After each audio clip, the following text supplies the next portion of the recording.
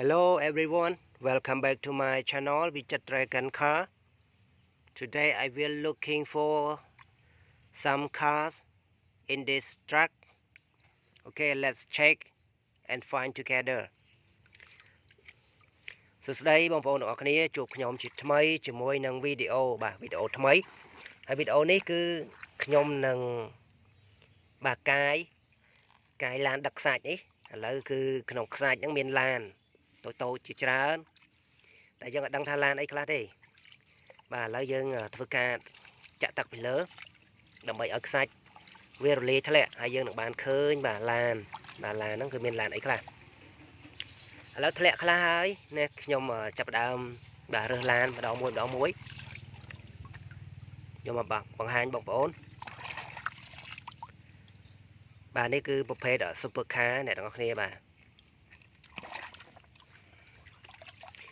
ឥឡូវខ្ញុំយកមកដាក់លើថ្មនេះសិនហើយធ្វើការរើផ្សេងទៀតយើងទៅជ្រោកទឹកអញ្ចឹងមកដើម្បីឲ្យអស់ដីអស់ខ្សាច់ណា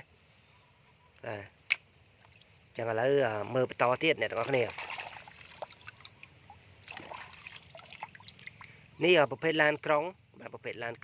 ហើយរាងរបស់វាស្អាតខ្ជូតមែនតើអ្នកទាំងអស់គ្នាឥឡូវយើងកូរវាឲ្យអស់ទឹក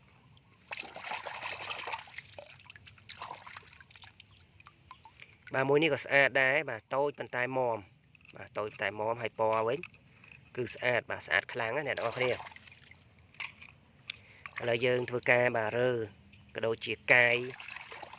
យកម្ដងមួយ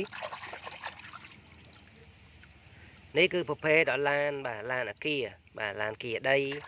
ក៏ដូចជាឡានជោគគ្រោះជោគខ្សាច់ដាក់ក្នុងឡានដឹកឡានអីហ្នឹងប្រភេទនេះ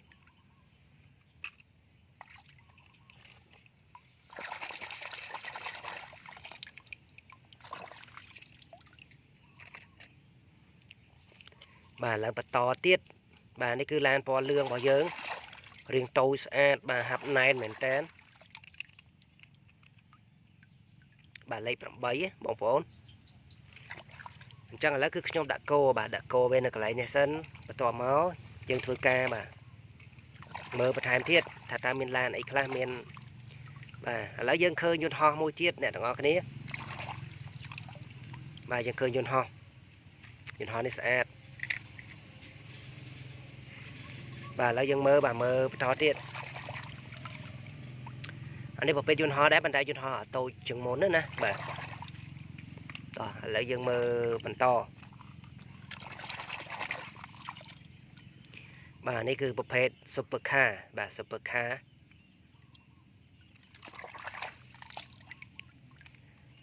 ឥឡូវយើងកូរវាទុកចោលក្នុងសិនទៅ